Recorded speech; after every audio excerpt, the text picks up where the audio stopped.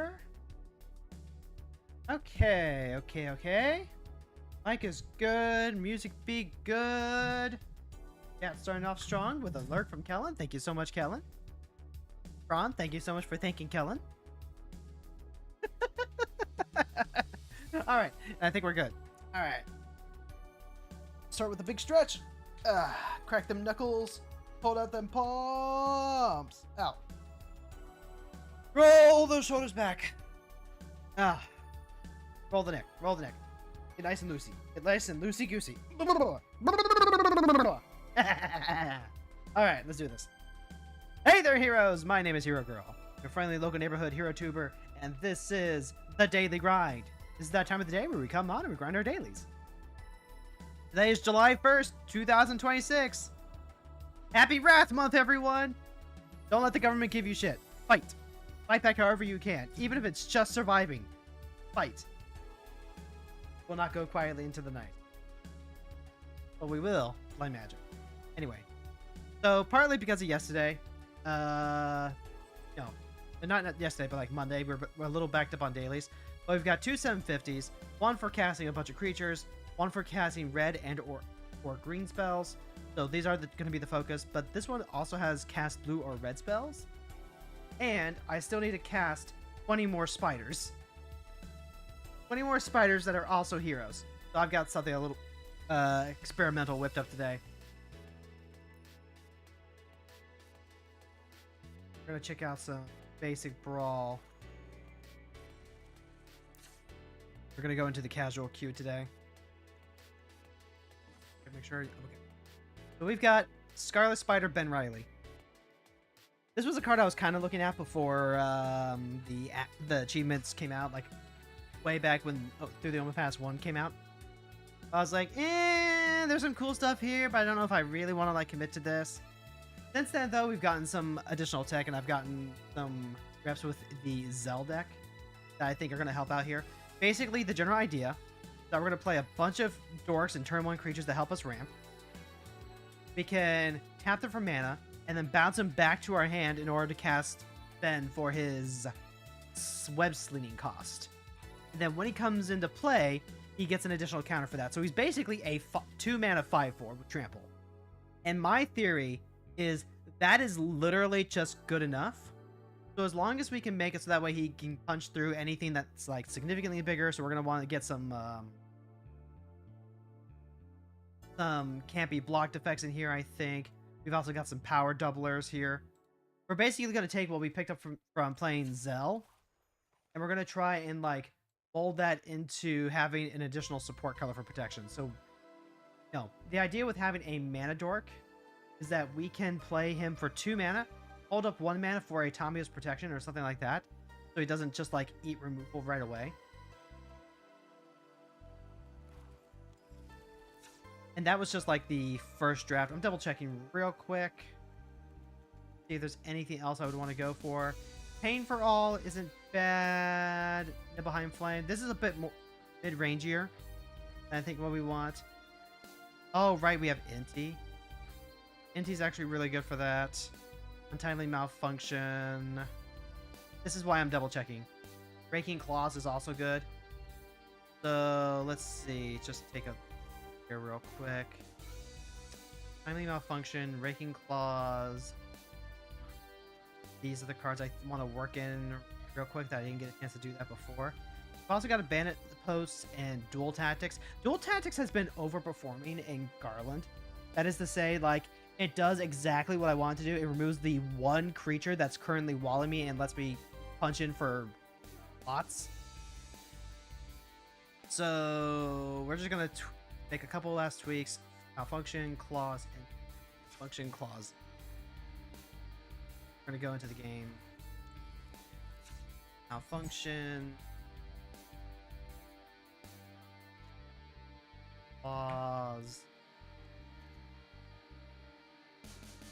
Like, Inti is already gonna, like... Ben already has Trample.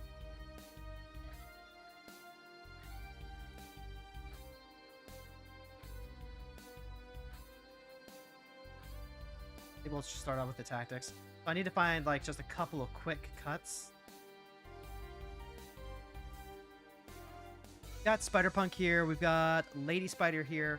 Lady Spider is her partly because she's just like another spider human hero with some discard synergy. I think we'll probably cut that, actually. Release is a free roll. Fury is free removal, which is going to be important. Spinneret and Spiderling are a 1/2 that can attack in and therefore can be web slung. Phoenix Chick is flying in haste.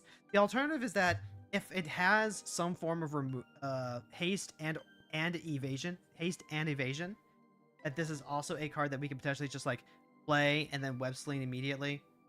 Mako has some discard synergies and you can cycle it later. Frenzy Goblin is another block. Artillery Enthusiast counters Mega Creature modified, so this also gives Ben Menace as well as Trample. Like, I guess the Menace is kind of a nombo with Trample, but it also just like forces as more removal in that point. Hard to say. Shepherd, Grazer, Kami. I was thinking about running out with these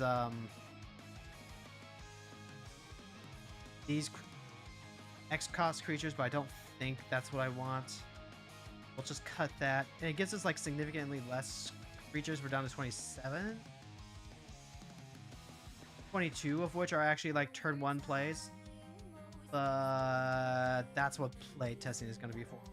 And then we've also pulled a little bit from the Tifa playbook here. Got the bulk up here. We've also gone ahead and grabbed Scale Up just for that extra 2 points of damage. Although I guess that's not really... Its base power and toughness 6/4. That's not nothing. Yeah, let's go ahead and cut that. We'll see if we can find like one more 1-drop creature. Because otherwise it's just like fight spells.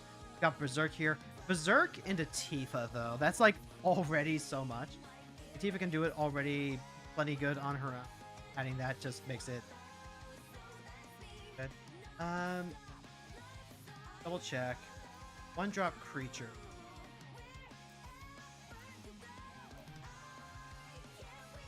What's a like a really creature might have? Could be something with an ETB effect. I don't know that we needed it to be.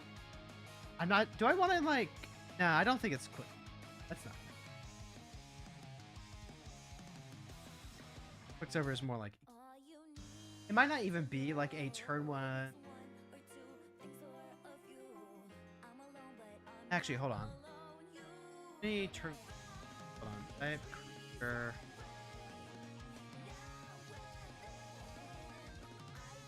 Stack a treasure, draw a card. Tap, make a treasure token. No, that's not. It's just relevant because there are a couple of creatures I have that tap with artifacts stuff.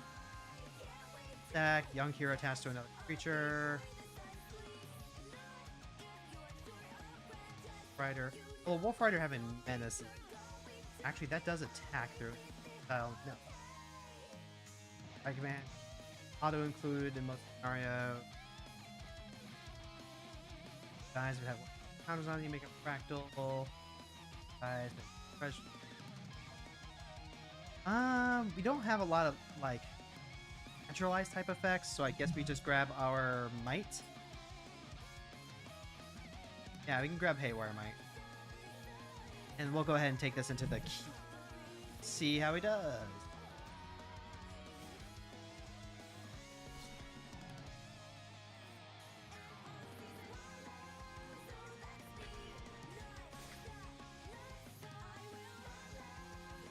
These seasonal achievements are going to do weird things to me, man. They're actually going to like make me brew new decks instead of just playing Final Fantasy decks over and over. We're up against Jane Thor. Whenever the Mighty Thor attacks, exile up to 1 target non-token artifact or creature. Return that card to the battlefield. Attacks, exile up to 1 non. So she can just like blink out Ben and get rid of all of his counters. Is it okay if we play older cards? Fine if you play older cards. We get to go first. Pelt Collector. This works out. You have a fight spell. Jane's a 3/3. Ben is gonna like be able to punch her pretty easily. Copperline Gorge. Thorn Spire is a red.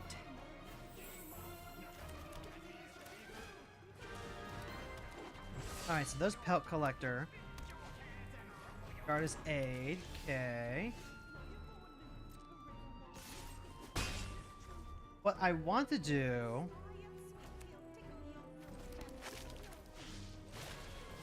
I want to be able to hold up protection, but... Alright. Okay, Web Slinging has an actual animation now. Okay. I can get behind that.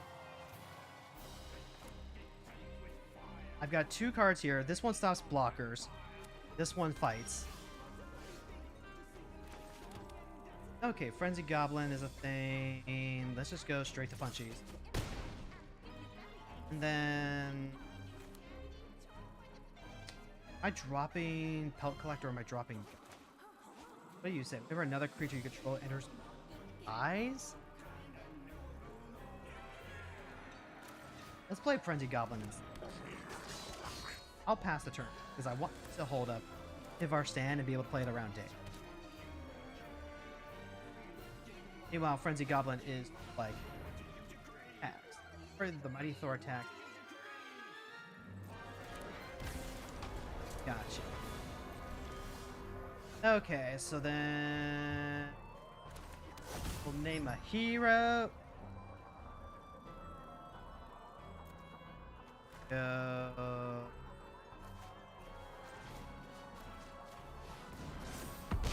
Bonk. Go ahead and attack. It's gonna be for 8.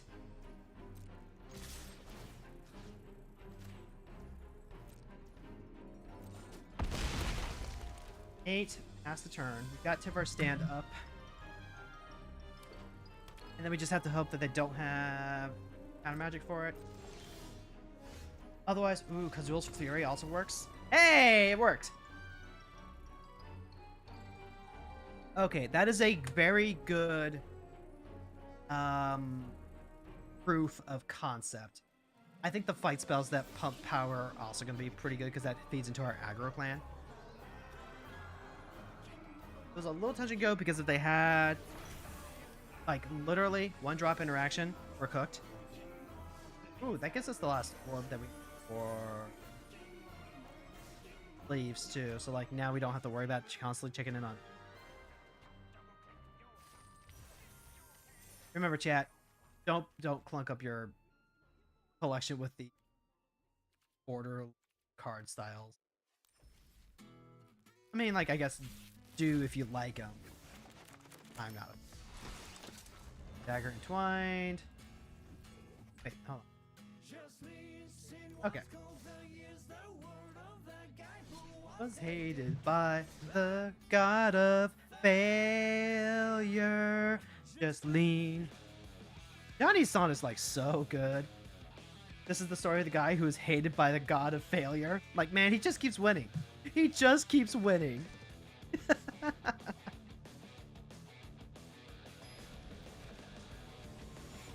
At some point, I'm going to need to update Renoa, I think, with a bunch of these heroes. I think that'd work out pretty good. Alright, we're up against Mr. Fantastic. Give combat of your turn if you cast a non-creature spell, draw a card. 4 mana, copy target ability you control twice, and he's a 3 mana to 4. What are we looking for? We've got Astritis Resolve, Paw Patch Recruit, Pelt Collector is good here. Pelt Collector, I feel like we lead off on the Fire Might, I guess. I would love to have like a mana dork if I'm gonna go second. So this might actually be fine. Okay, Noble Hierarch is not ideal. Go ahead and that much. But now we can go Frenzied Goblin. The 2/4. It gets a little awkward. That's a 2/4. Works. Alright, so now we've got 2 mana. What do we do with 2 mana? I can attack. This might just be a play a Spider-Punk moment.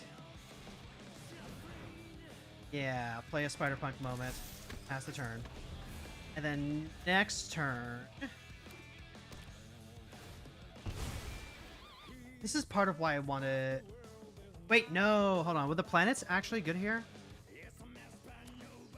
No, that can't be right. Okay, so draw a card, put a land into play. Mr. Fantastic draws a new card. We are already behind. Maybe I should have taken like one more mulligan to try and hit that extra land. That is not the land I wanted, which is a crying shame. But I can go... No, I can't even do that. I've got Witch's Mark here. This is just really awkward. I guess I could get rid of the thicket in the cut now. Okay. So then... Let's go. Attack in. Go ahead. We'll pay the red there. I guess I go Bridgework Battles...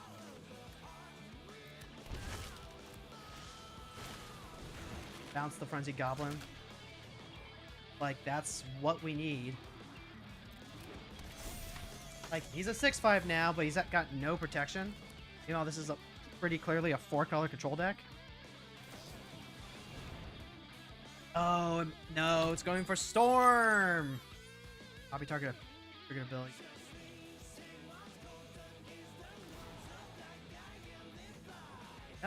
Alright, I just need to untap. Just let me untap. I've got Raking Claws. Okay. Okay. We might be able to do something here. So I've got 3 mana to work with. I've got Raking Claws and Royal Treatment here. So... Spider-Punk doesn't attack in. Yeah, Spider-Punk does not attack in.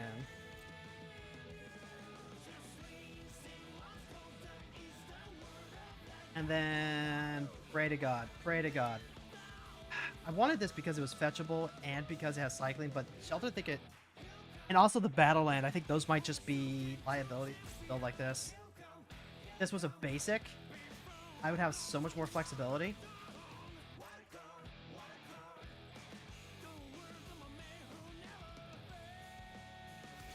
See, this is Trample,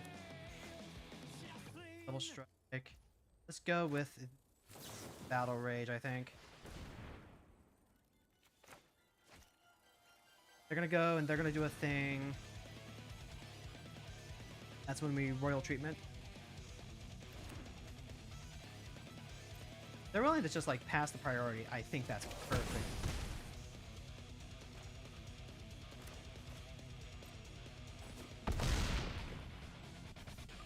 Alright, go ahead. Drop Shelter Thicket. Pass the turn. They might have been thinking about doing something and then pop differently about it. Okay. Now, again, there's no reason for us to do anything. I want to hold up Treatment and Claws. So, go to combat.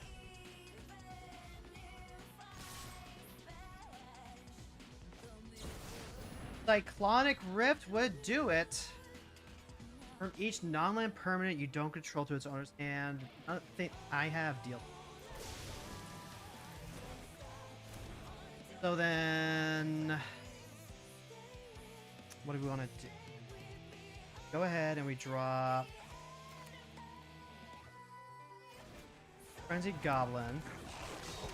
Drop Spider-Punk. Them coming to play with a counter. I need as much mana as possible on the next turn. I will literally just play Ben as a 3-drop. Have him come into play with haste.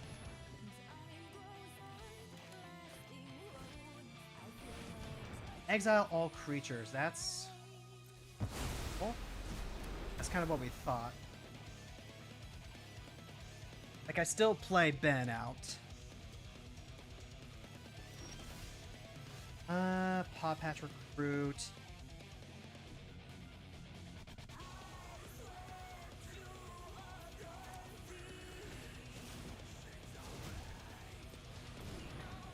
here's Paw Patch Recruit with the kicker.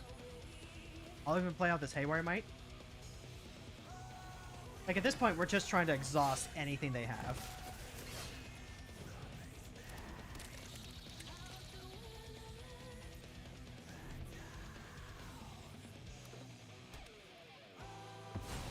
Yep. We were on the mark with the 4-color roll then. Prowl, Crackling Wit. He can plus and make it otter, but I feel like they're just going to draw. They might be feeling pretty confident right about now. No, they're going to go ahead and make the otter. Raking Claws does not give trample, sadly enough. Okay, so we have Lightning Bolt. That's something. Both of these have trample, though. For a creature you control becomes the target of a spell or ability. So I could go Lightning Bolt, Raking Claw on either of these. Those have trample. That's 3 mana, 4 mana. And that plays around everything. So, go combat. I'll attack here. We'll see exactly what they decide to do. Remember, Force of Negation is still live in the format, but Force of Will and Wash Away are not. Okay, so they're going to go for Pop the Baby Otter. So now I have a decision to make. I can go Paw Pet. Let's see. If I go Raking Claws, that's 3 damage, puts them at 6. 5, they're down by 2. Royal Treatment would get there as well.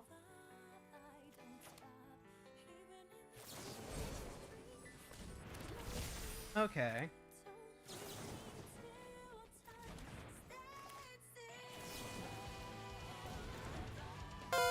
Go to combat? Yeah, deal damage.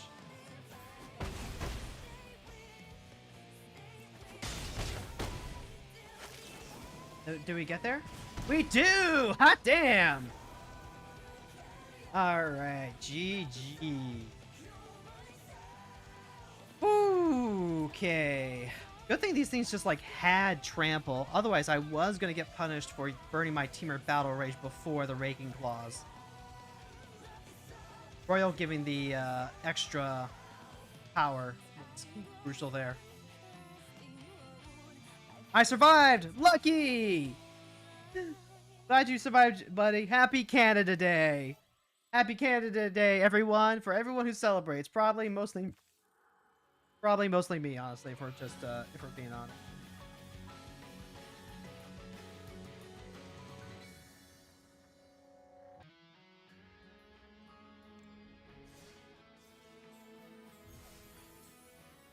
Alright.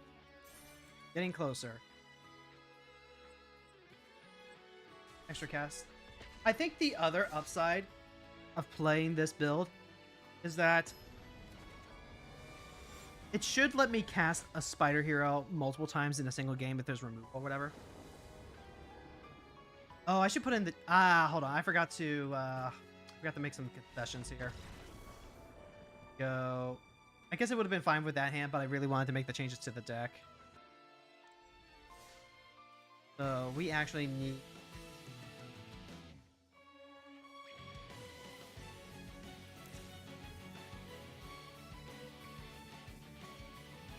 We're going to cut the Cinderglade. We're going to cut Shelter Thicket. Instead, I'm going to grab the Gem Cavern.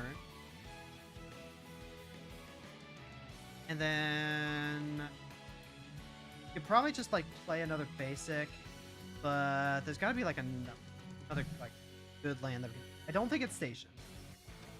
Station is not what we want. The stage already gets used. I don't think we want the token cards, although I guess the token cards could technically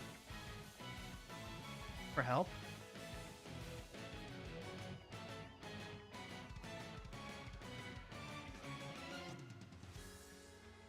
Making a access tunnel. No, that's not. Actually, hold on.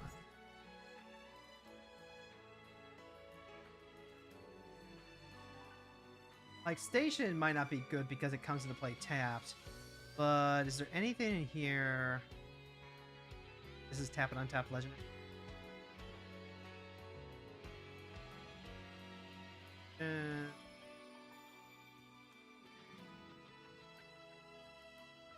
Well, wasn't there a...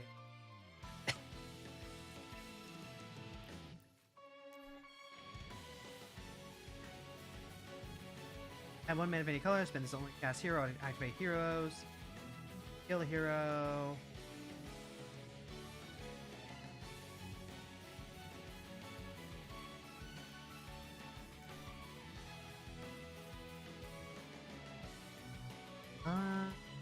Raceplay.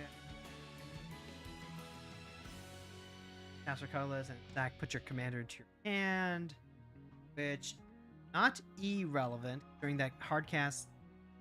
4 and 2 mana is like pretty different. Oh wait, no, we just what, for some reason we weren't running. Okay, yep, that makes it easy. All right, let's try that again. Just a couple of the. It's amazing how I'm getting more and more into like the fast lands for these types of builds. You actually really want the Mirrodin fast lands. Commercial District in your open hands. Not. Shepherd, Caretaker. Basically going to be a refund of mana. Of our stand. Not ideal. We could go Tower, Foothill.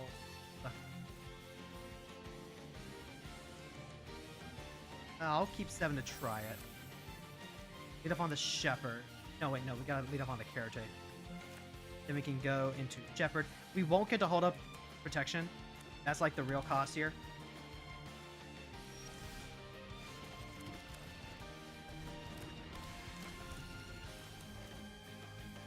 That is a real cost that we're gonna have to live with.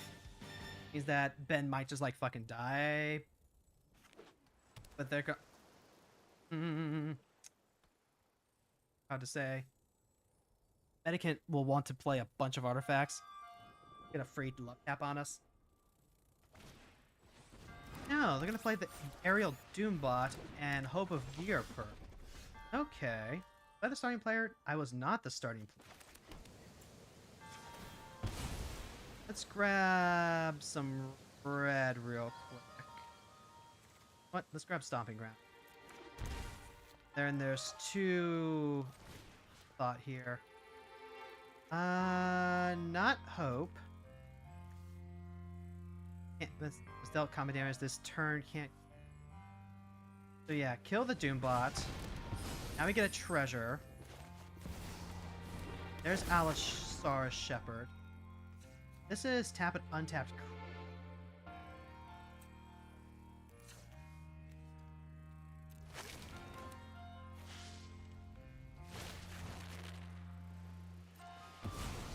And then we'll just bounce the Caretaker.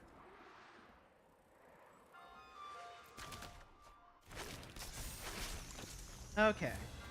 And then from here on out, they might just like play Medicant, Swords, Ben Riley, but if we get to untap... Inventor's Fair. Gotcha. Inventor. I've also got Demand Answer here. Is Eruption gonna matter? It might.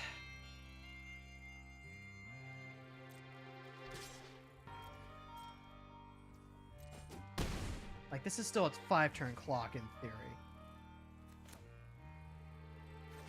Play Commercial District. Sylvan Safekeeper, I don't think is where we're at right now. Layout. Caretaker, so we have a little bit more blocking power.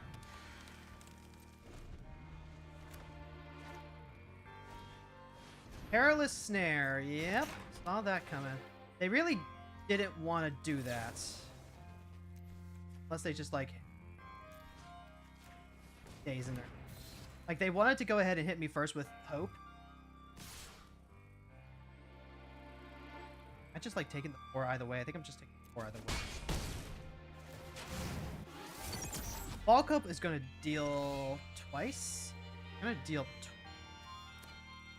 so let's go for this mountain. Raw. That.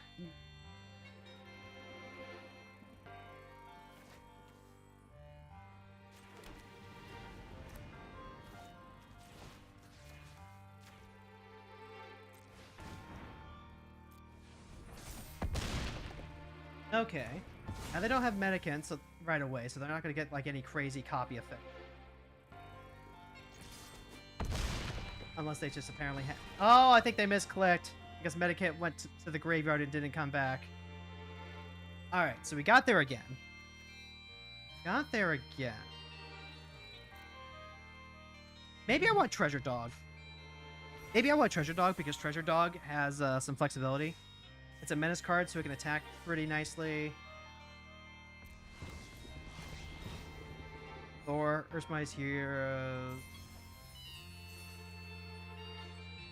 If I get Treasure Dog can tap 4 mana. Treasure Dog also is just a good, like, evasive creature. Do I like that better than the Mako? I think I like that better than the Mako.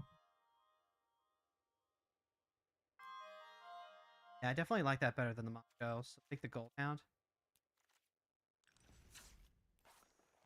I was kind of reasoning that the Mako would have some synergy with the discard draw spells that we probably want to include, but that's not true. And it also just like doesn't even attack in good. For one, creatures with menace. Probably going to be important. Black Cat, Cunning Thief. I'll say this. The Spider-Man cards, design-wise, were incredibly bland. So I kind of like actually having the Spider-Man art because, like, that's kind of the only thing that they have going for them, you know? Flame Sash, okay. Malfunction, Halfling to start with Berserk potential. Timely Malfunction. Not perfect, but we can make that work. Alright, so first things first. Crack that. Grab Shockland. Slide off on the halfling. Pass the turn. I actually want 4 mana. So what if I held off on Timely Malfunction and played Stump Stop instead? This will be just a wee bit slow, but it plays better with what our tools are.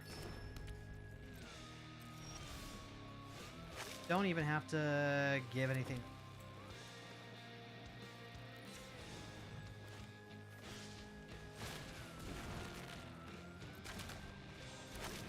Alright, pass the turn.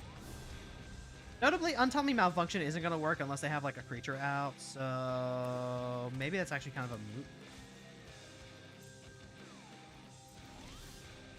Matters a little bit. I'm going to go ahead and burn myself here. We're going to go ahead and play this halfling.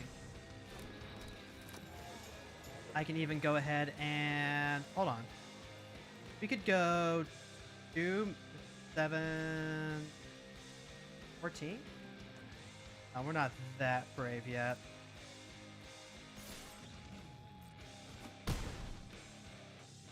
Then... I'll play a dog.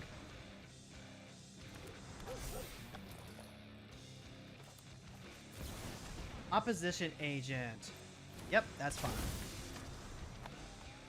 Opposition Agent does make, like, all of our search lands literally, like, not good. Target spell or ability with a single target. Target opponent, so get a say in that. So, right now I'm trying to think, because we have Berserk and Limit Break. This is double target creature's power and toughness. So that would be 3, 4 mana. We have that? Yeah, we've got 4 mana.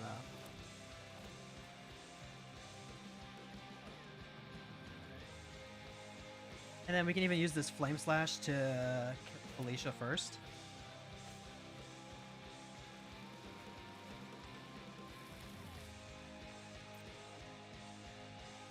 Alright, our turn. Our turn. Tommy is not quite what I would have liked. It's whenever this creature attacks while it's saddled, it gets a counter. Just to check. 3, 4, 5.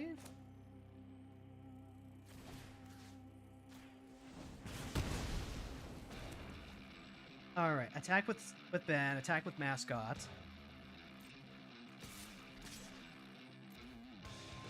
See what they do blocker-wise.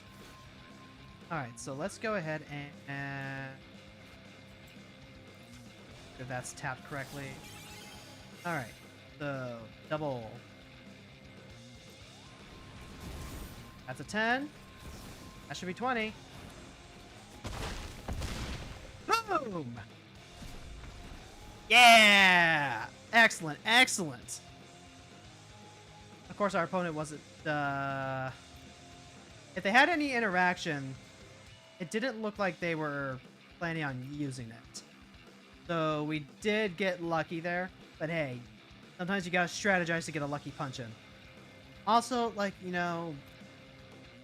Berserk is literally just kind of an absurd card.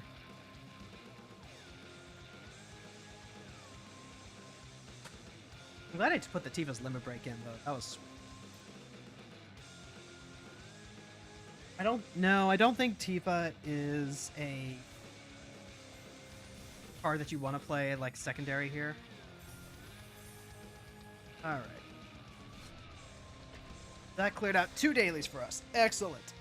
We'll still get there by casting red spells, but right now, we're committed to playing Ben for stream. We will continue to play Ben for stream.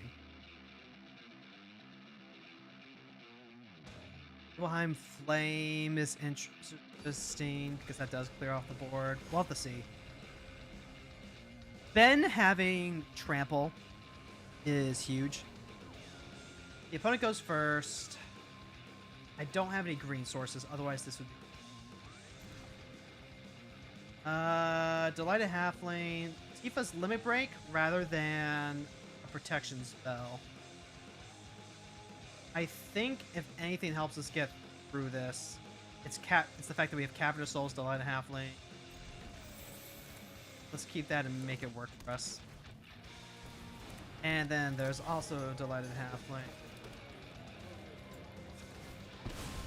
Tommy of Bamproof Groves.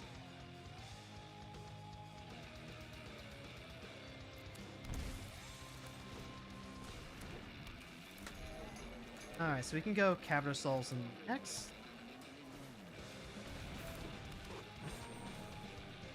And... Ooh, Berserk and Tifa's Limit Break is huge for us. It does beg the question, though. Go... I might need more colored mana.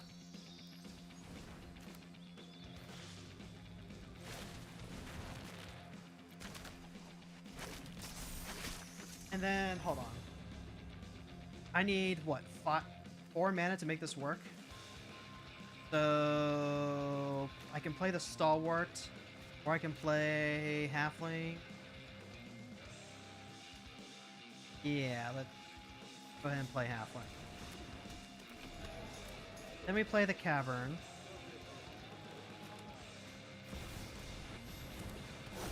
High Bay, gets Sanctum of All. Yeah, hate to see that. Alright, name hero. I can double to 10 and then go 20. Sanctum is really problematic. Like, very, very annoyingly so. I don't know if it's like I have to do something about that right now.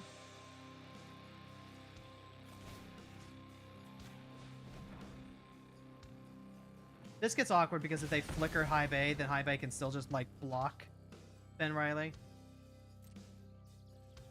So, we're gonna leave back the Delighted Halfling. I put some to 20. And then I can go... Elvish Mystic, I think. And then we pray. We just pray that oh wait, no, they grab Ghost Shentai, don't they? Because then like kind of no matter what, like they grab Ghost Shentai, they just have infinite blocker for Ben, and I need to top deck like Fire Magic in order to clear everything out. No, they're gonna grab Sanctum of Fruitful Harvest, which means that I should be scared of what they have in their hand. Okay, Sanctum of Stone Forge, Arcane Signet, that's fine. Yoshi Plaza, that's also fine. They can block with High Bay. They can block with High Bay, and that's kind of what I need everything here for. I need to draw Cindercone Smite. Quite work. Trying to think. I can dual tactics. This is 3, 4. Then this is 5, 6. I am 1 mana short. I'm 1 mana short of actually being able to like get them. So I think what I do then, they're at 19.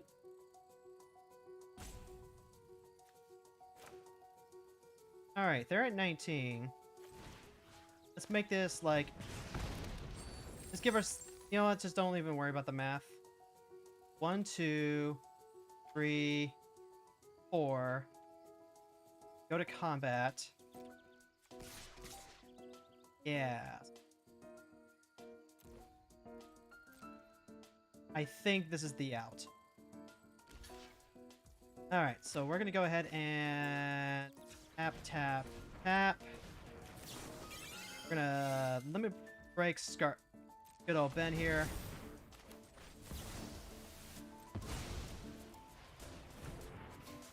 Then that should be exact lethal. Yes! Yes! Holy shit, yes! Oh my god. Yes! If they had gotten Ghost Shentai instead, and they just made like a bunch of blockers to soak up all the damage, that would not have worked. That would not have worked. Oh, that was good. That was good. Couple of different lines to really like have to figure out exactly how to make that work. Tifa's Limit Break plus Berserk. Like that's the second game in a row where exactly those two cards have gotten us the win. But oh god, does that feel good.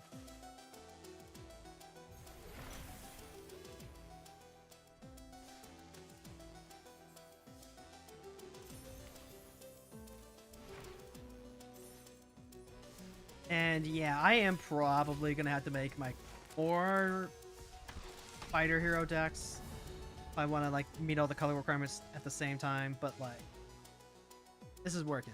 This is working for me. Real quick, I want to check something.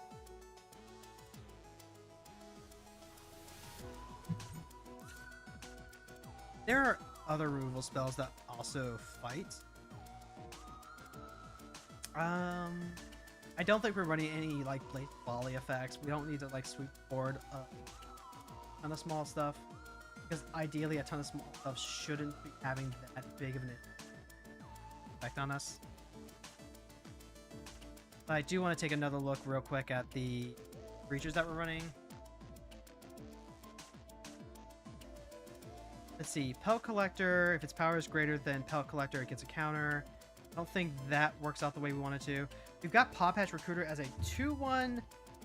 This also doesn't actually attack all that well into like the Mana Dorks of the world, but it plays well with the Offspring and the Web Slinging, so there is that. Build a Goose. Tommy is awkward. Tommy is awkward, but it does also ramp us. So as long as we have like a clear thing, like we can shock whatever is in the way, that might work. Mascot good. Paradise. Shepherd. Spinneret and Spider only should be fine. Ragavan. Phoenix Chick. Frenzied Goblin. Yes, I think we take out the Pelt Collector.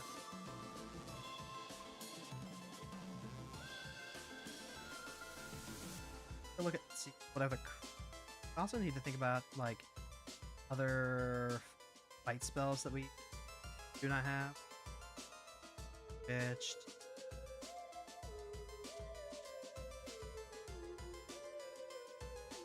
Tails.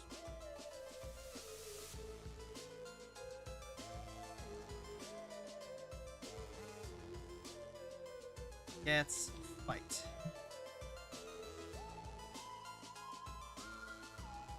With kid. Blizzard Brawl is kind of interesting. It does mean that we could play like Snowlands, and the Snowlands suddenly be worth running. That was swipe bears. Put a counter target creature. All of its power is 4 or greater. It gets +1/+1 and fights target creature.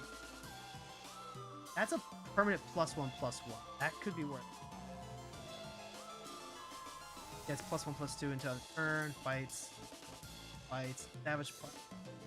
It's basically like a Savage Punch with extra steps. Target creature control gets 1/0. It fights when excess damage is dealt to the creature the opponent controls. This way, destroy up to 1 target non-creature artifact, mana value 3 or less. That is also worth considering. I don't mind.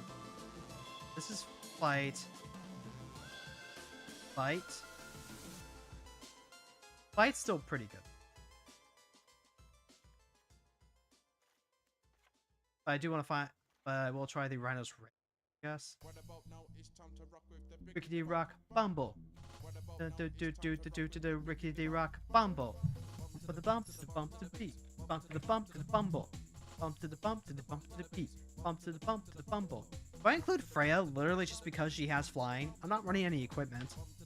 I mean, I guess except for the Stormforged armor. Kind of sweet, actually.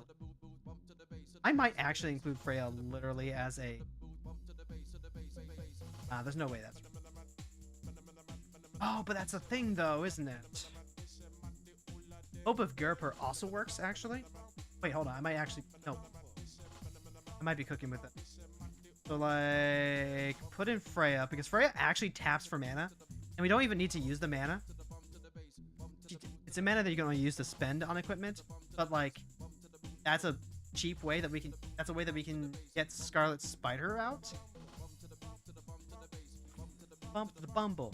Bump to the bump to the bump. PR perk could be really important for like making sure that our effects resolve. Maybe better than like even Spitter and Spider Lane, so like that's actually just like a sideways upgrade. No, Freya, come back! I love you. I loved you in Final Fantasy Dissidia. I don't think she's actually in the city.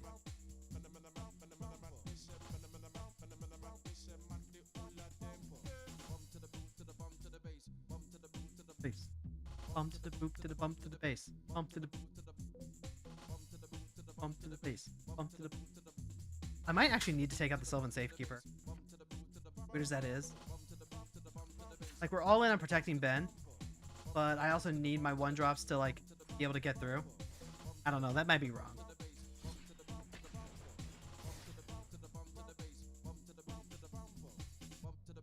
Bump to the base, to the base, to the base, to the bump of the base. Bump to the base, to the base, to the base, to the base, base, base. Bump it up, bump, bump it up, bump. Bump it up, bump, bump it up, bump. Bump it up, bump, bump. Mata ulame, eh. Bump, bump. Okay, District Mascot, Elvish Mystic, Tail Swipe, Master's Rebuke. Only 1 land. And it comes into play tapped. That's a... Alright. Comes into play tapped. Comes into play tapped. So already a little behind the 8 ball here. The opponent gets to go first on top of that.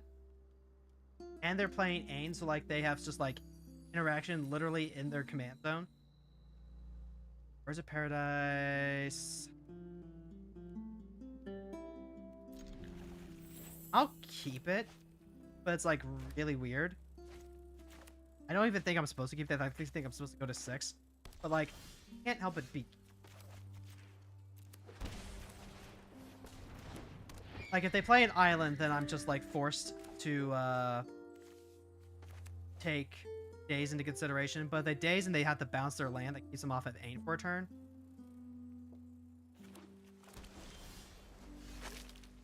Ooh, okay, now we have some.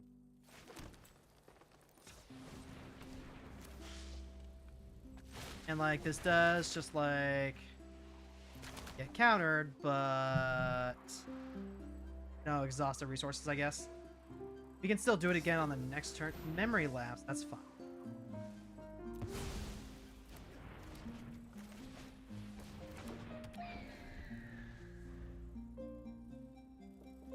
Okay, so we can still do that and play our Spike Field Hazard. I'm not even worried about them playing. Yeah, I guess I'm not that worried. And I don't have any untapped lands I can play, so this is just how it goes. And they're going to play Ain, and they're going to put Spider back into... Okay. Exile target spell, mana value 4 or less. I don't have any fight spell. Right? Actually, like, anything.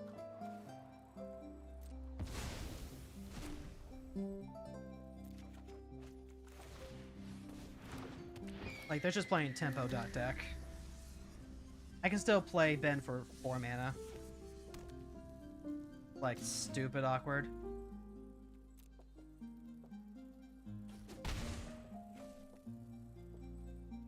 And we're gonna very quickly run out of resources if they can't like take a turn off to actually like anything.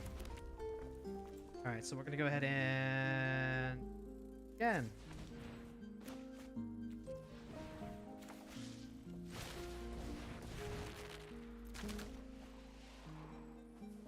Like we'll just keep replaying the bird. Then yep, that's fine. And gets to airbend the Scarlet Spider. Decline that. Go ahead, play the bird, pass the turn. Be a 4/3, so I might still... I think I still web sling, right? Yeah, I still web sling. Oh, did I forget to play a land? We do have to worry about just like being tempoed out though. You recently made a cat dog deck? But it's Spider Hero season. Why are you playing a cat dog deck during Spider Hero season? Training ground. We'll take that. Go ahead and once again. I guess I can't web sling him if I'm casting him from exile. That's less than fantastic. I can go rampage. Go nut. Counter on target. Let's do this now, I guess.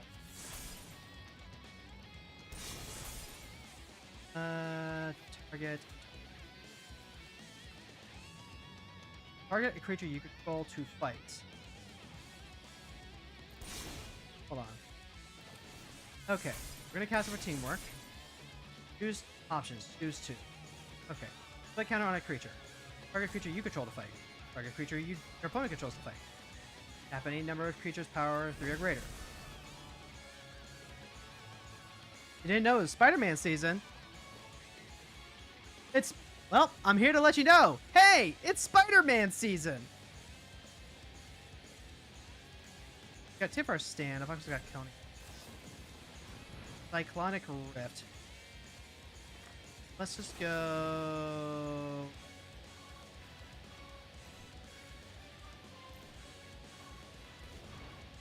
Like I said, we're just going to try and like exhaust as much of their interaction as possible. Alright, Dovin's Veto, that's fine. Bounce to hand. Honestly, the disappointing part is that... Well, actually, I can still cast Ben for his effect now.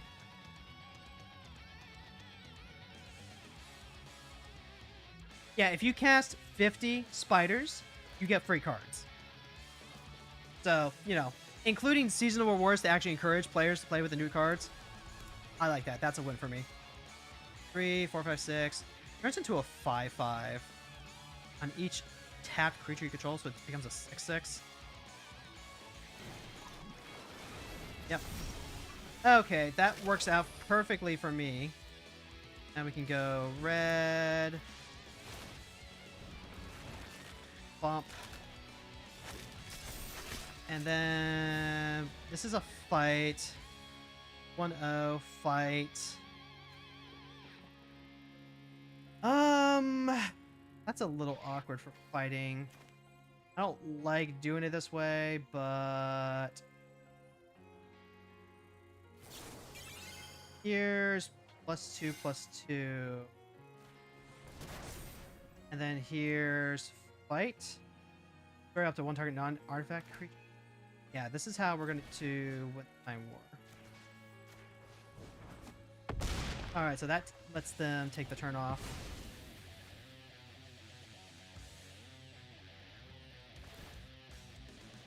And then we'll play Bird again. We're both really exhausted on resources. I don't want the game going this long. And all they have to do is like hit one good old stock up. Alright, Cavern of Souls. Let's just go combat. They play Aang. Aang comes in. No, they're gonna condemn. Okay. Command zone or library. Come in. Okay. Then we'll name hero. Go ahead.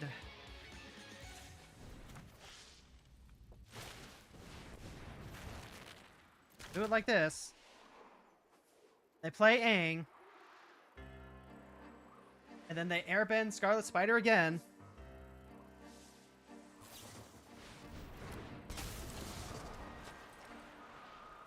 And then we'll let that happen. Play Bird of Paradise and we'll pass turn. If nothing else, this deck is definitely helping me cast my Scarlet Spider. So really, I should be saying thank you, Aang. But also now, I've got to find a way to like... Now it's a 6/6. That's not good. I think we just use this now. I've been trying so hard to actually like get this right.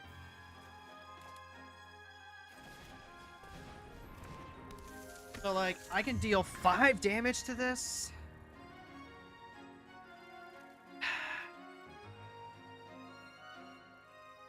I think at that point. Alright, 3 damage to the target. 3 damage here. And then I guess we're just racing.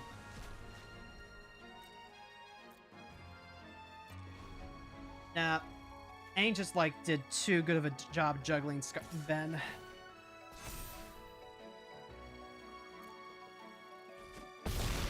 Now, if you hear anyone saying they're running Spider Kindred, you'll have to ask if they mean Spider or Spider-Man.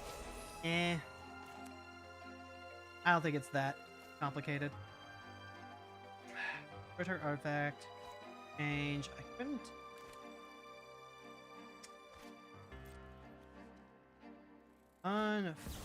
Ooh, ventilating.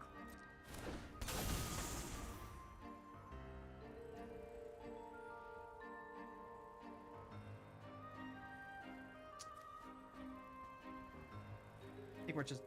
Nope. We got pulled into the late game where we don't want to be, and that killed it for us.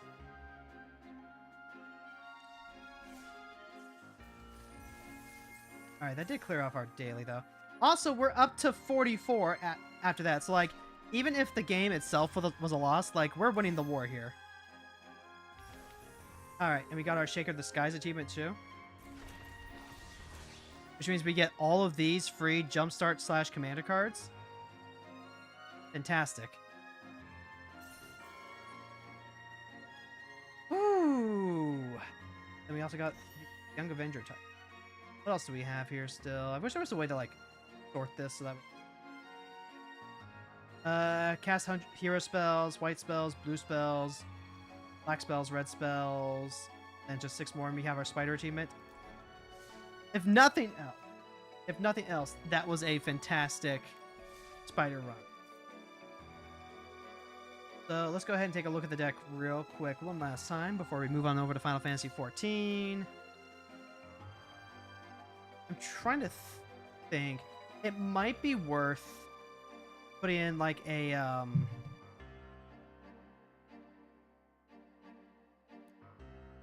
light up the stage here might be good in place of a draw discard effect.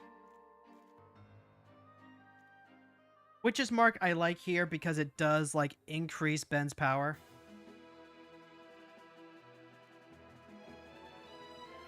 That was... Actually, you know what? My curve is low enough that I think I could probably go down a land.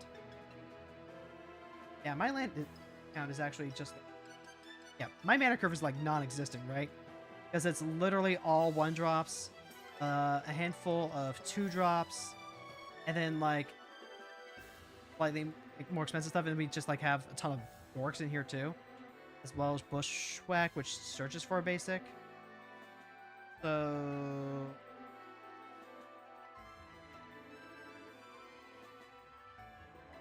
Confluence, Cavern, Tower. Sometimes it's literally just the sea that gets you. I mean, I guess if we're playing with all these tap lands, it's also a little bit different. Like Field Hazard. I'll cut that actually. Okay. Honestly, really, really good start.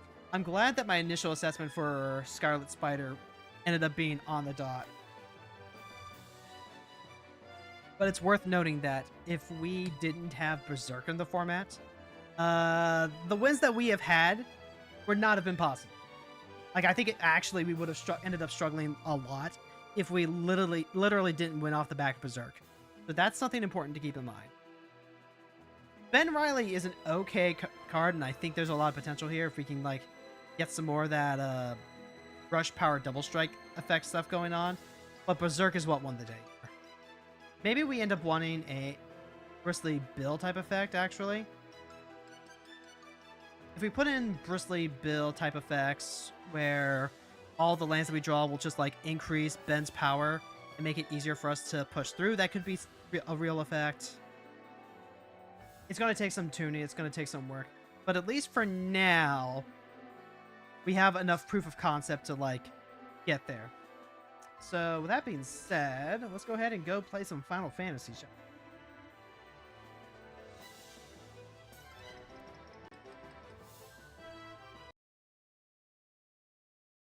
We've got Wondrous Tales, Chores to take. Make sure the pass it in.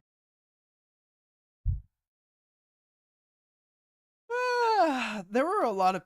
I was seeing people saying that like what they were gonna do for the Spider-Man achievement was build Shelob. That's not a bad way to do it, but like also I don't think that deck looks like the thing that you want it to look like. I am of the opinion that Shelob is not a spider deck. I think that Shelob is a black-green control deck that's going to end up using a ton of fight spells to help enable Shelob is what. Because really, one, the spiders that we have on Arena, even with the Spider-Man cards, are not fantastic. There are some playable spiders, but there are very few in between. And you need Shelob to be on board in order to give him the food effect, right? Like the Enweb and Snare, whatever, the make a food copy of whatever it is they eat. And if that's going to be the case, if you're going to be using fight spells as your primary removal in order to enable that, well, Shelob is already the biggest spider you have on board. And she has protection because she has ward, right? So really, you're playing Voltron Control with Shelob as your big win piece. Now, what are we going to do today? We've got a couple of trials that we can clear out pretty easily. That's going to be 1, 2, 3, 4, 5, 6, 7, 8. So we'll need to do at least one other thing. Treasure Dungeon, Conflict. We could queue up for an alliance raid, or we could go into Binding Coils turn 3. Binding Coils turn 3 should be plenty. Let's go run our dungeons first, since we're already at the grid. And heck yeah. We're restricted, so we can through it. And then we're gonna go get some fun goodies.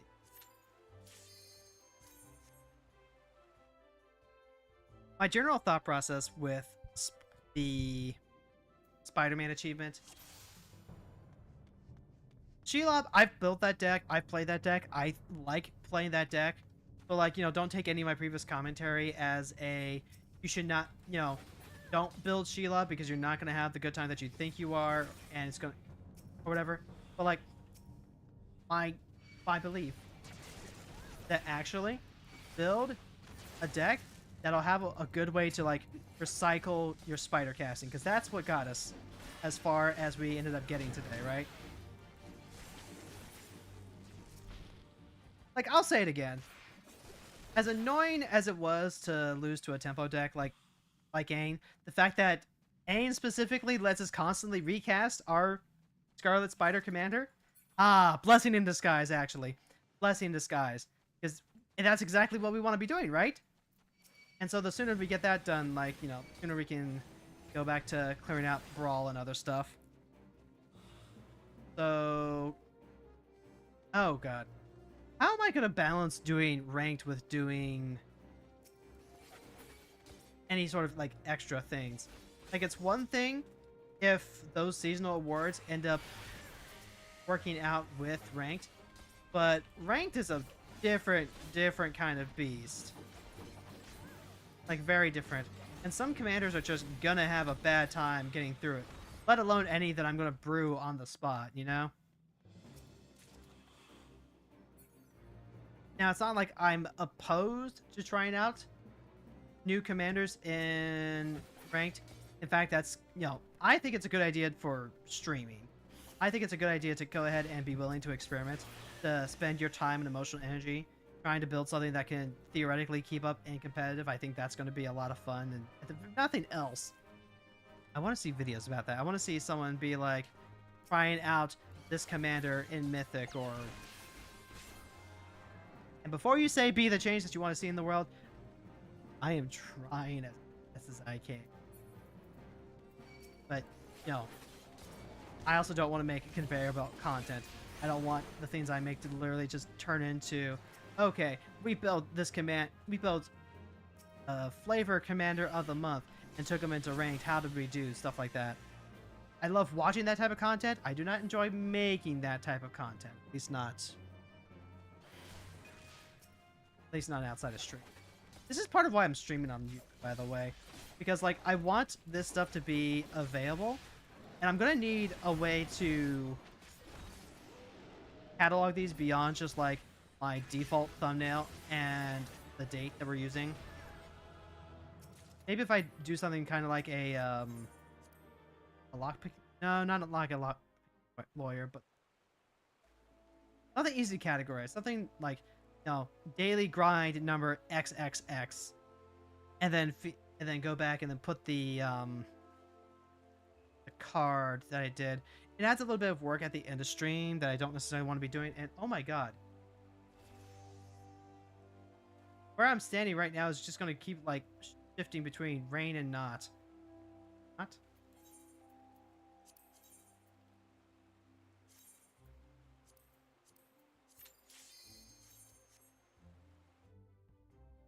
If I could just there's like two things about it though.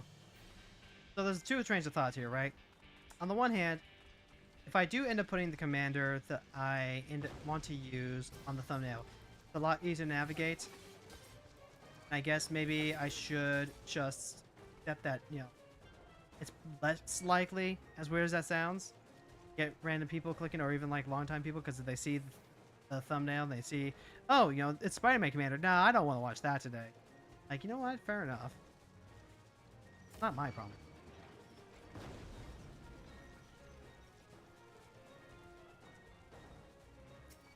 But also, I don't know that I can spend like time before stream setting that up. If I can do that like after stream, or even if I could just like do that as like a weekly thing, that's fine. Weekly might be a little too. I guess that's gonna be like, I guess that's only really a problem if like, you know, we get to the future and there's like a ton of people I should address. I kind of want to future-proof it. I'm always about the future-proofing. Like, I understand the importance and desire to have that sort of system in place from the start. Then, you know, if people go back and they dig, then, like, they can see the thing. And, like, the best time to plant a tree is today. Guys, let's show up.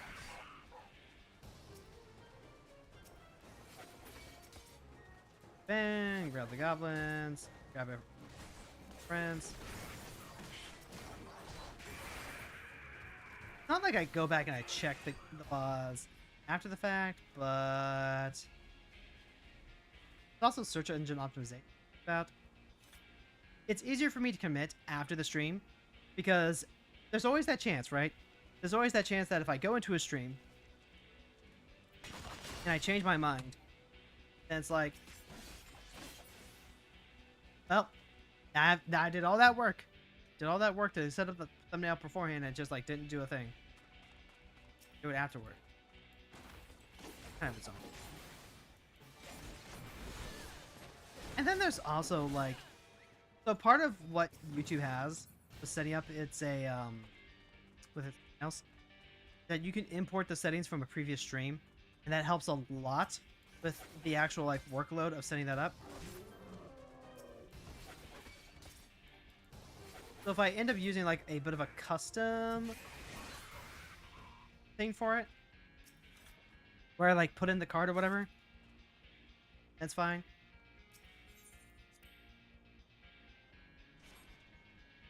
And then there's also like, honestly, I think if I was just doing magic, that would be fine, actually, now that I'm thinking about it. Because what was the thing that I was always saying was like the biggest hurdle to trying to figure out exactly what I wanted my thumbnails to be?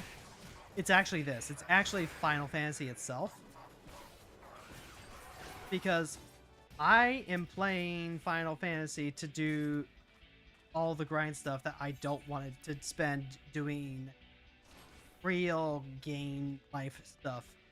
You know? Like, we call this the daily grind because it's the time of the day where we come on to grind our dailies. And I grind dailies on Final Fantasy XIV too. Believe it or not, that's the cost of having 2 forever games.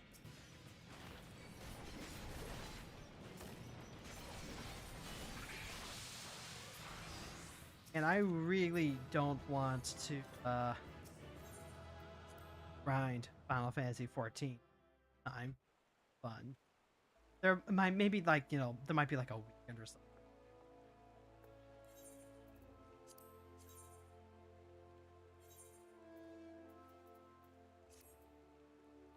Hullbreaker, Sorkai. Some of these are like, they have good stuff. But I just keep remembering that Sama has stuff that I can't remember if Sama actually gives paint or not. But it's relatively quick, it's relatively easy. Ideal level 6. And like you've seen it before, chat. I like playing Magic, but I can't yap during Magic. Or at the very least, it's so much harder to yap during Magic because I lock in. And then Magic ends up being like, it's certainly better for, you know, chilling out and all that. But part of the fun of streaming is just like getting to hang out with people. And Final Fantasy gives me that. You get more opportunities to yap here than Magic.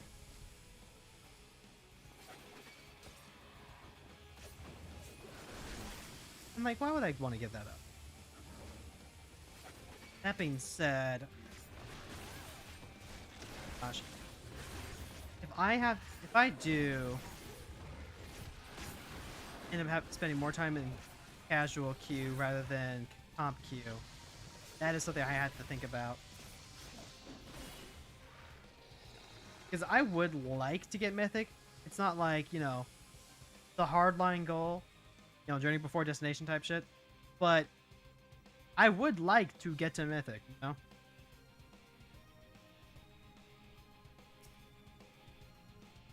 I heard someone say that, like, you know, gotta remember to include a healthy amount of good old graveyard hate against Nash. And I was like, oh yeah. You know, usually you're just so focused on everything else that you forget that stopping some recursion good actually. Because like the dedicated reanimator decks, you usually see them on site, and usually they have to have like an enabler in the command zone or something. And if it's something like Slimefoot and Squee, like, you know, you depending on where you are, like where your commander is weighted, you just don't think about it all that often.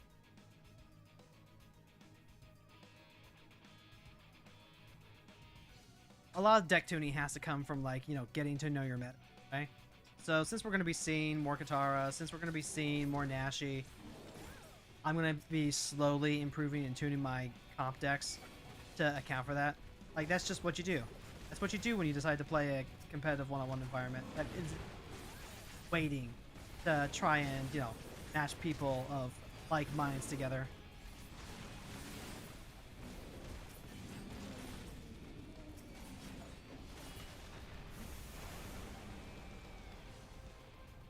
Ow. And honestly, I would have completely forgotten that Berserk was in the format if I hadn't just been, like, destroyed by a couple of Wolverine decks that were running it. Because Wolverine already doubles the damage that he's dealing. We're basically... Ben Riley, the deck, is basically, like, a worse version of what Wolverine can do, sadly enough. Which means that I might just swap him out for Wolverine. Like, once we've got the spider achievement done. And then you just add in the fact that Wolverine has regeneration. Which is an ability that just has not been used in, like, forever. So a lot of the, you know, can't be regenerated effects no longer get printed. Which means that regeneration actually is, like, as hard to deal with as it, kind of is supposed to be.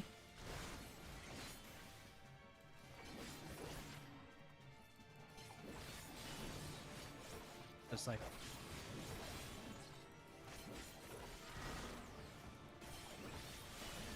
Yeah, we can probably go to Wolverine. Like, get some nice, easy that. But we'll also need, like, heroes of other colors to really take full advantage of daily maxing. This is gonna be a constant, because, like, now that there is no doubt in my mind that adding in seasonal rewards is gonna show positive results. Players love getting free cards. They love getting free achievements. They love getting fun achievements, and they love, you know, incentivizing being asked to do other things. So crafting new decks is definitely gonna be a thing.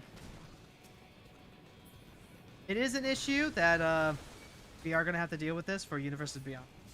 Like, ha ha ha! Now if you want these free cards, you have to engage with these other sets that you really didn't care about. Ha ha ha! Not that they're being nefarious. I mean, I'm just honest with what my priorities are. It's lucky for me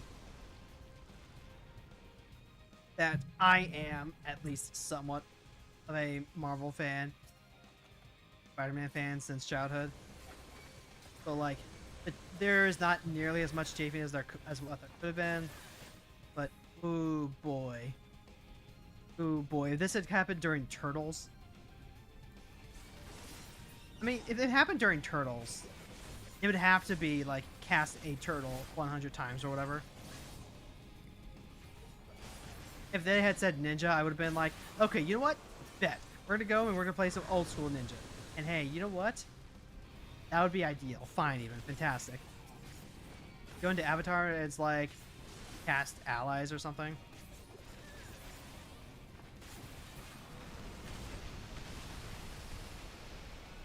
The color spells, don't even worry about it. Like, that is just that's easy money. Just play Magic at that point. Play Magic. Make sure you're doing like whatever it is your dailies are encouraging you to do. Lean towards whatever will get you both at once. Like, we got the one that actually we got the green achievement already. So like, we'll still have to do some red, we'll have to do some white, black, and blue. Easy stuff. I might have to find like a hero, maybe? I've got Matoya, which I love playing, and I could play Matoya in comp, and usually I'd be fine with that, but but you've only got 20 days! You got 20 days to do the thing. That's the real killer here. Because they're gonna be gone, and then you can't get those free cards no more. You'll have to, like, actually craft them. And let me tell you, I do not like spending my wild cards. I want to hoard them. I want to hoard them so I can, like, build whatever I need. Just, like, off the bat. I want to be able to create a deck. Off the bat. I've got a big enough collection that I could, you know, theoretically do, viewer submitted decks even. That would be a fun treat, I think. Like a streamer. Alright, what's our... Inventory's not too clogged, but let's go real quick. Trials.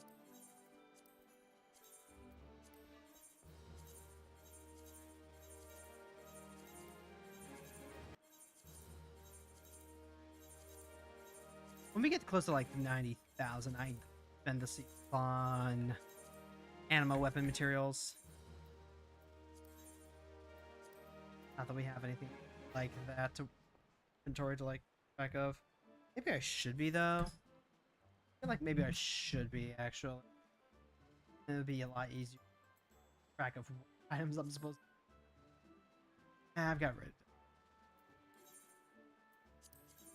Alright, so let's go to first font to fight Odin. I did anticipate the Iron Spider having trouble in regular queue. Part of why I was so excited to like pop off during midweek Magic. Because, like, in midweek Magic, it's free.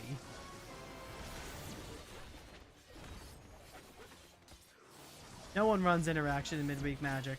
You're just getting paired against random people, and like the average random person is nowhere near as good of a deck builder as you might think. This is part of why I always like got annoyed when I would find people who were like very elitist about deck building. People who would get annoyed about people asking for deck builds, lists, and stuff like that. Going like, oh, it's just like this. Like, figure it out yourself. It's like, no. No. People don't know. They don't know how to build good decks. They want references. They want lists. They want starting points. And then they will modify stuff on their own. This is just how the people be. Why you gotta get so cranky about it?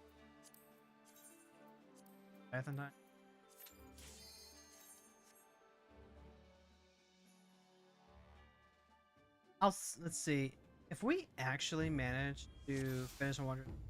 Like, today's Wednesday. Oh, you know what? I forgot PvP. We're supposed to be doing PvP, so I should probably queue that, huh?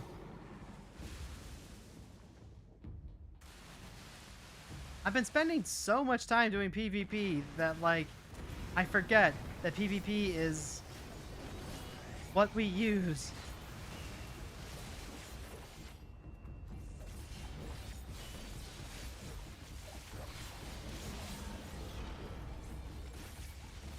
PvP is literally the thing that we're using to, like, get most of our levels here. Not just Wondrous Tales.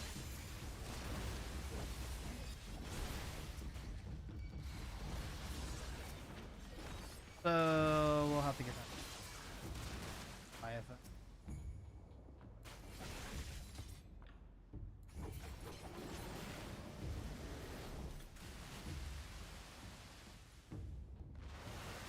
Watch him go across the pond. On your shield. We're high enough level that he's not gonna like kill us even if we don't put up the shield, but like, you know, I just like being in the habit of doing it. Gives me something to do during the transition.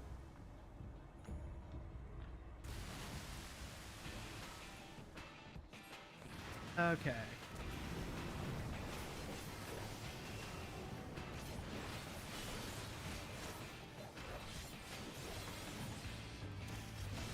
Almost.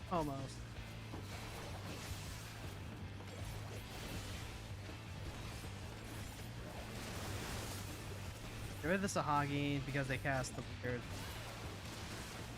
spell that actually bad.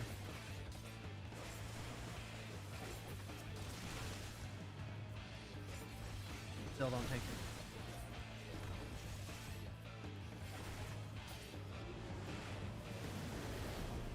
Murder.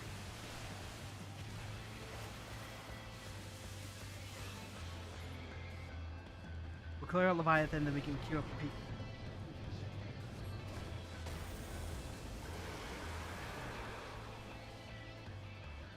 There it is.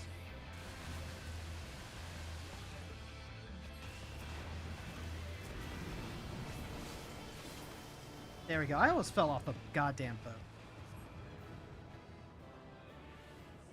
That would have been frustrating. Imagine getting like all the way there and just like falling at the last possible. Couldn't be me. All right, switch over. Hacking it.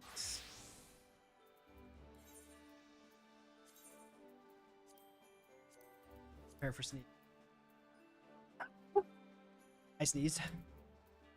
All right, front lines. Going. Pop my chest and like start decent thing in my spare time.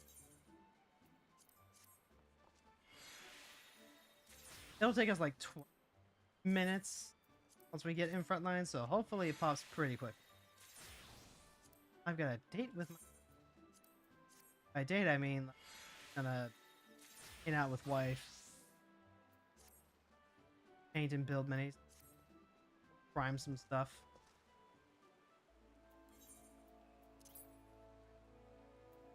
Because, like, chat, I really like Blood Bowl. But I'm also not going to incorporate Blood Bowl into anything I do outside of, like, maybe putting an essay about how much I like Blood Bowl.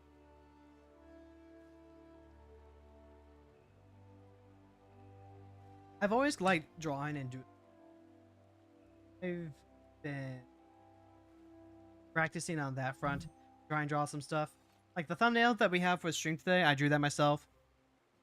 I drew my own assets on my model, like my glasses, my mask, my necklace here. I drew those. I just like stuck them on. But coloring can be a pain for me sometimes because of how the paint tools and everything work. But I always do like coloring. When I get to this part of coloring, that's when I can just kind of like zone out and listen to whatever I'm watching on the YouTube's the second monitor. It's relaxing. I like it. And then I started like really getting into painting because it's pretty much the same thing, right? It's pretty much, you know, adult coloring book. You paint all the different pieces so that way they pop out and it looks like a nice miniature. And I'm also taking a look at practicing seeing some oil wash techniques, shading, priming. It's just relaxing. As long as I'm not like trying to paint by a deadline, it's really relaxing is to sit up the table, listen to an essay while I paint for a couple of hours. Can't paint for longer than that because then it just like really drains the focus weirdly enough. It's this cross section of this is meticulous and requires focus. And I can just kind of like do it while listening to stuff. I can kind of turn off my brain while also just focusing. It's weird. I'm focusing and turning off my brain at the same time. I'm getting into that flow state in a way. But also until I get medicine, I can't do it for more than an hour or so. 1 or 2 hours at the most. And like that's fine because all you really have time, spare time is like an hour or two at the most. Then like you just combine the fact that you have a miniature painting hobby. I already love collecting stuff. I love collecting figurines and trading cards and all that. Like, I'm playing Magic. Of course, I like collecting stuff. So, like, I get to collect little plastic figures. I get to customize them with my own painting. Like, there's artistic expression going in there. And then I can use them to play a game. Like, if it was just painting them and having them, like, that probably would not, like, be enough to interest me. But then I get to use them to play a game, and then one of the games I get to use to play them is Blood Bowl, which is, board game American football, but with elves, orcs, hobbitses, lizards, zombie. This is like some good stuff. It is starting to like build up, and it's really like I'm really getting into it now. I've had these figures for like a couple of years, like 3 years at this point, I think. At least 3 or 4 years. And like, that's the thing too. Not just that I, have a game that I can play with them, is that we finally have a community group that we can play them with. Like my wife and I, we would always talk and be like, we should do this, and we would like to play this, and like we can play with each other. We know that, but I don't know. There's as much energy as it takes to actually go out and people, there is also something energizing about getting to interact with people outside of your home, interact with friends, interact in a third space.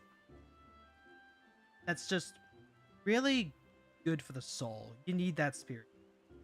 You need that third place where you are interacting with coworkers. You're not interacting. Well, maybe you're interacting with family, but like it's not primarily your family. It is people outside yourself. It is a thing that makes you connected to the wider world. Some place where you feel safe and you can remember that you are not alone. That's really important. I love this mech, by the way. This is so fucking good. Making me look like a power armor now.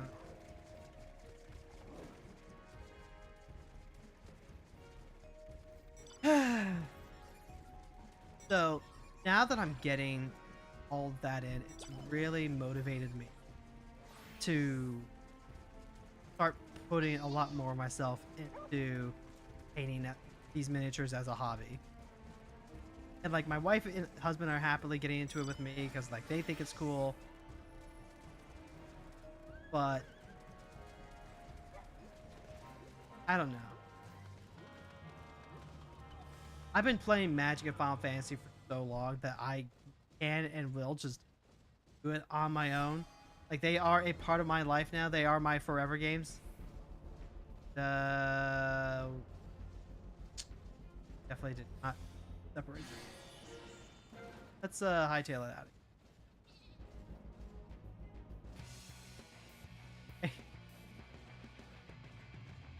Maybe Blood Bowl will end up being like that too, where it just kind of gets added to the forever rotation.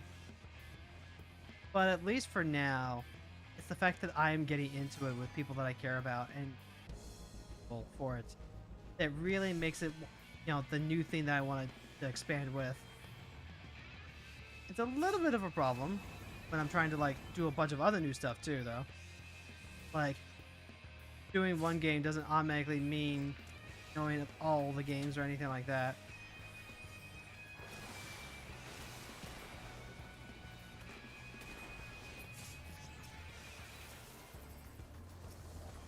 Man, all these I don't even know how we're gonna fights. Oh well, one at a time? Probably one at a time. Balancing like multiple hobbies is hard, but I, for the life of me, cannot settle on doing just the one thing. I can't do too many. Like doing 4 or 5, that's way too much. But I can at least passively maintain these two because of stream, and then, work on a third actively outside of it. I think is where I'm kind of coming down on.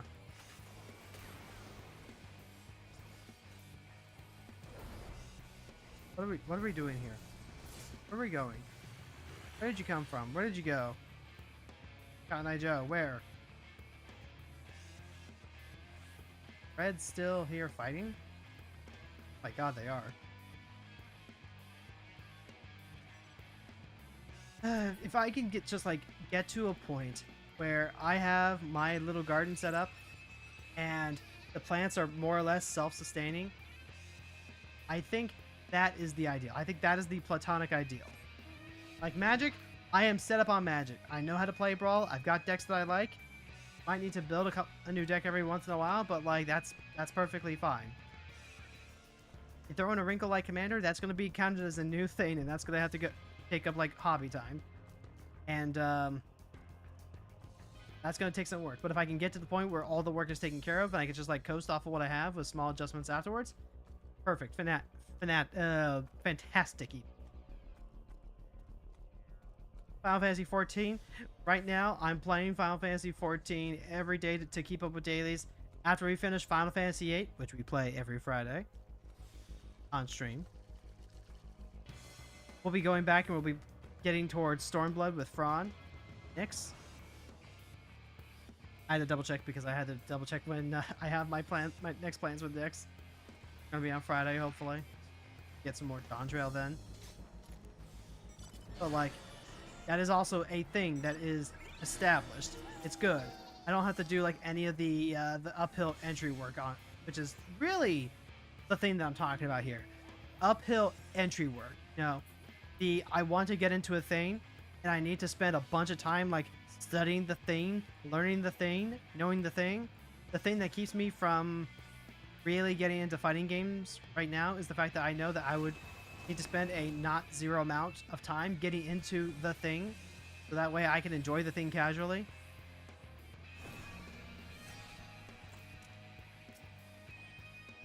But set up right now. Just oh, this is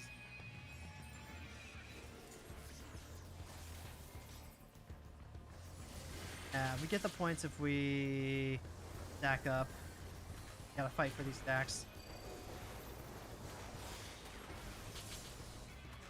Yeah, I would love to get back into Central Fiction or Guilty Gear Strive. I would love to get back into a fighting game. I think fighting games are really cool.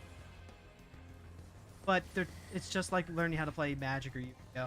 You've got to spend some amount of time practicing and learning the fundamentals, and before you can get to a level above just competent, where you can actually like enjoy and do it. That's the key here. That is the key. And that's just kind of the overall thinking that you need to do if you want to pick up those multiple hobbies. Maybe don't take on a bunch of different stuff all at once.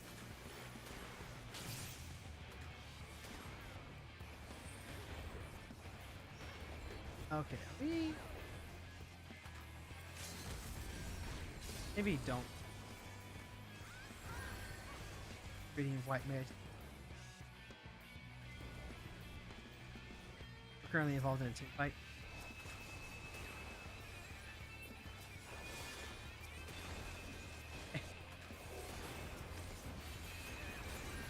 I want to play Yu-Gi-Oh! More regularly, and I do at various points. It's going to have to be during a time period where I can afford to just like spend my time focusing on that as my third thing. I am like... Hold on.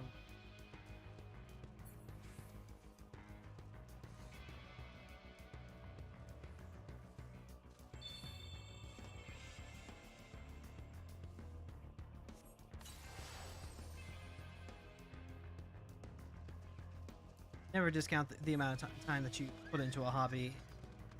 Spend it getting good. Don't underestimate. Forget how... Even though getting into a new thing is exciting, it is a lot of work to get good at the thing, right? There's casually enjoying the thing, and then there's, oh, wait, actually, I do care about this quite a bit, so let's go and, you know, invest more myself into it.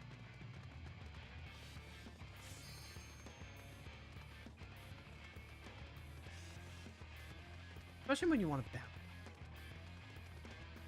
do. What am I doing with my spare time right now? Blood Bowl and mini painting is my quote third thing, but then I'm also still playing the Dragon Quest, still trying to like keep up with video game goals. Ah man.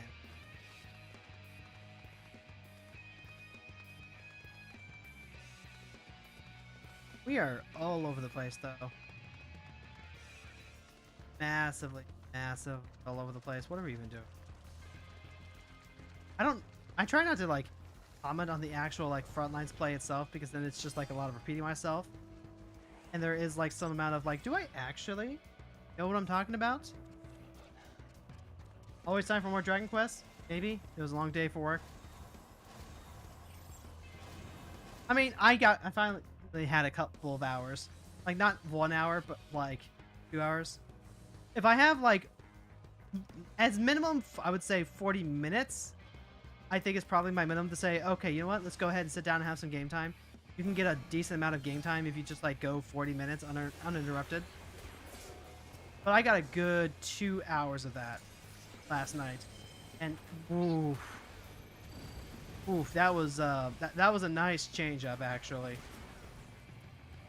I think it helps because like I got most of the painting done that I wanted to get done on the minis I was working on. That's kind of what I was talking about earlier with the whole, you know, not having to paint on a schedule. I want my team to like look. Now I'm just gonna slow back down and work up slowly because painting everyone else's team is painting my team. I've got my pride as well.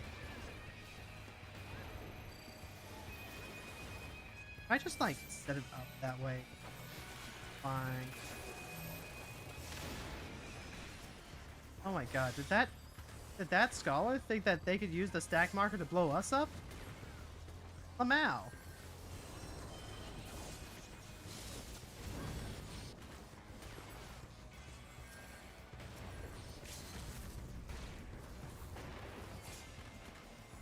Missed the Viper. How did I miss the Viper?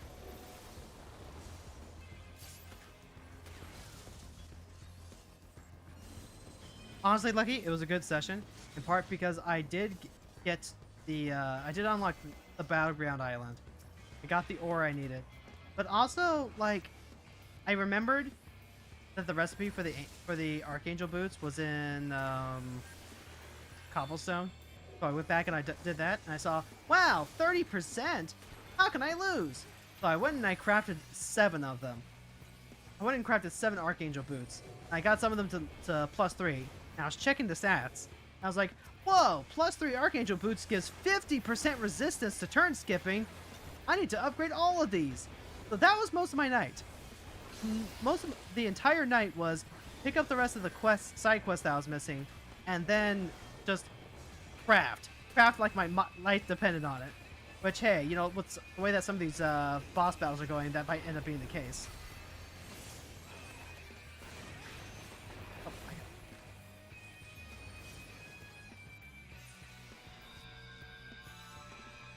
if I do the side quest, I may in fact just make sure that I prioritize and finish the side quests that give recipes,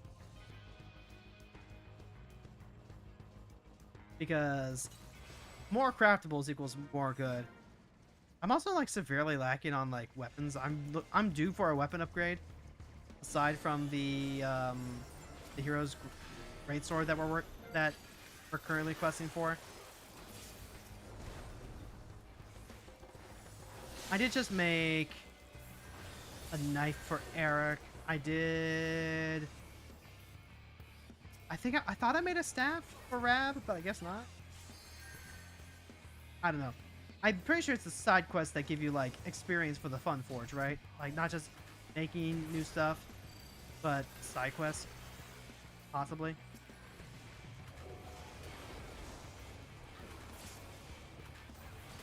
Crafting in DQ11's fun, unlike DQ8.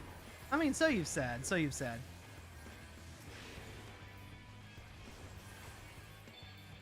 Also, can I just say needed a little help with RNG in order to get those Archangel boosts to +3. There were a couple of missed opportunities there.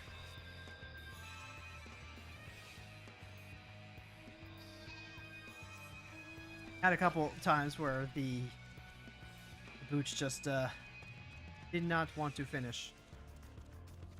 Are we fighting blue or fighting red? Red is closer, but might be easier.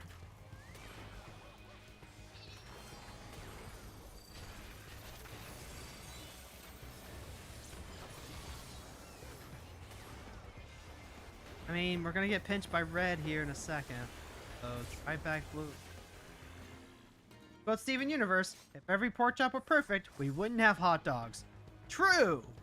Except I really, really need hot pork chops. Because only the pork chops are going to give me spell resistance. And also, like, I kind of promised the potluck that I was going to be bringing pork chops. So if I bring hot dogs, they're going to judge me severely. You know what I'm saying?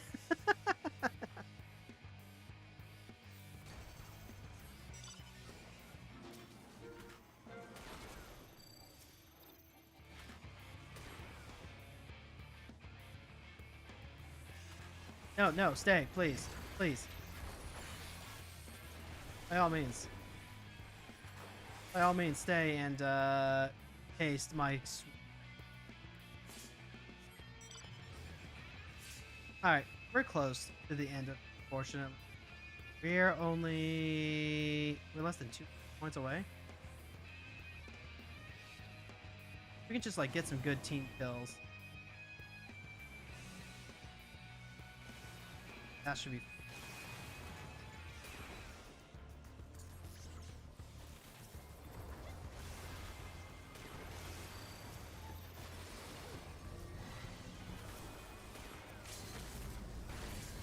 There we go. Might give us a hand. Get the blue, get the blue, get the blue. Oh my god, they're so close, chat. They're so close I died. Wait, I wasn't. Died.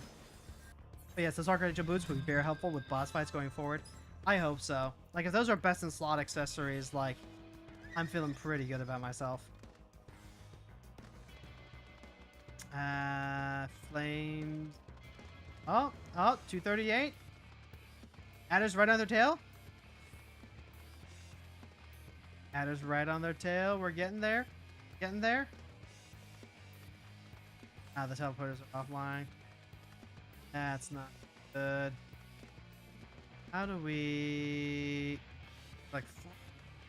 Stop. Nope. Oh no, we were 1 point away. We were 1 point away from actually winning that. Holy shit.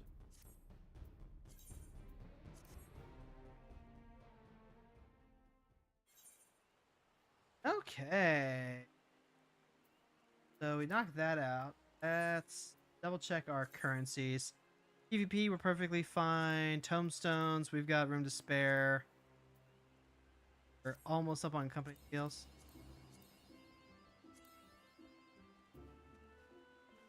$6.9. Nice. We've even got time to, like, take out a couple trials, fortunately. That works for me. For that some.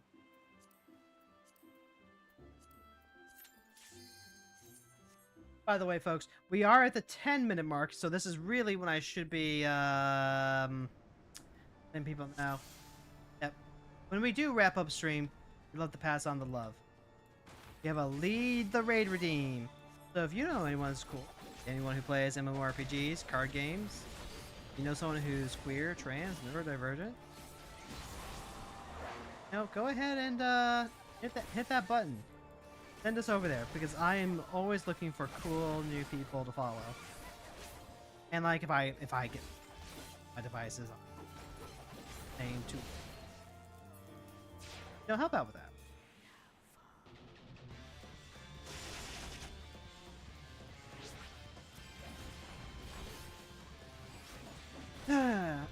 I have to wonder though, like how close am I to finishing the game, right? So like we've already gotten everyone back. We're gonna be forging a new sword. We're gonna go fight the big bad, I have to imagine. And then... Seems like Killjoy's online right now. I wouldn't mind raiding Killjoy again.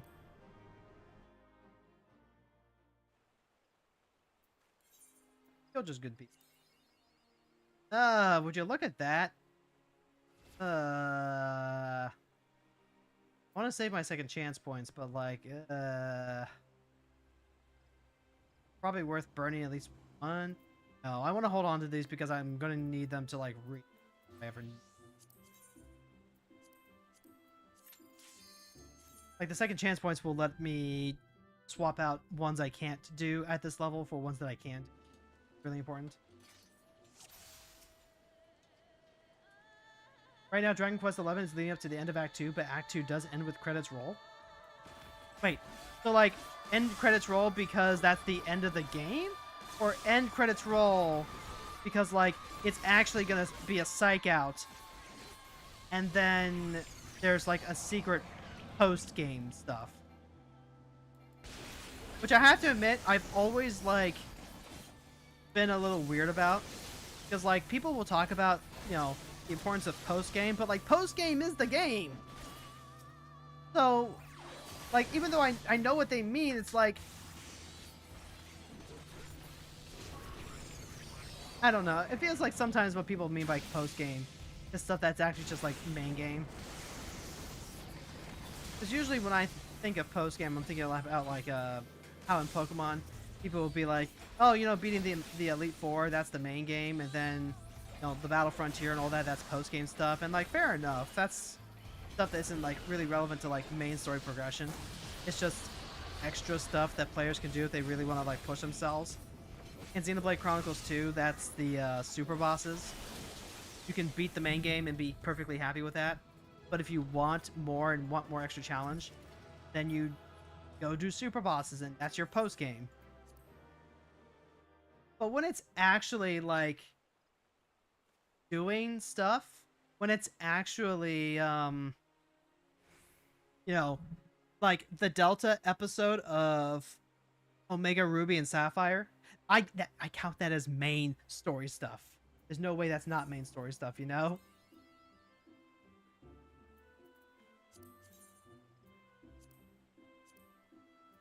Oh, is this the fucking... Oh, God. That's not something that can, like, gotten, like... Guess we'll just hold off on that tomorrow. Then after that, we can visit Chloe and see exactly if there's any crafting stuff we need to take care of. Alternatively, I can always do some of the challenge log stuff. Because we get extra XP for doing dungeons, for doing roulette. We get like a ton of XP with fates too, and I haven't been doing that. Like, we could be maxing on XP without having to worry about the society quests. Might be able to do that. Act 3 is in the post-game. People call it the post-game, but it's really Act 3. There's definitely more storyline stuff.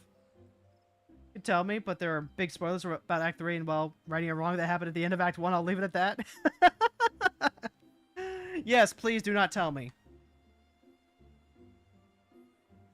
But like, you know, knowing that I'm nearing the end of Act 2 when it feels like I'm nearing the end of Act 2, that sounds about right. Act 3 stuff afterwards, basically what I'm hearing is that I'm gonna be playing Act 3 because it's more story stuff, right? Like, that's basically what I'm taking away from this. And that even if credits roll at Act 2, I should be checking out the Act 3 stuff. Alright. No one else is getting lead the raid. Go ahead and raid into Joe. Like, I don't mind taking a suggestion. The lead the raid team is just like, you know, lock it in and get priority pick. Folks, if you're over on the YouTube side, like, thank you so much for hanging out with us. Thank you so much for watching. Don't forget to leave a like. Don't forget to leave a subscribe. And like, hey, tell people about the stream if you think they'll like the stream. They're there. Bloop. And then over on the Twitch side, we're going to go ahead and start raiding out. We are going to go ahead and raid into kill.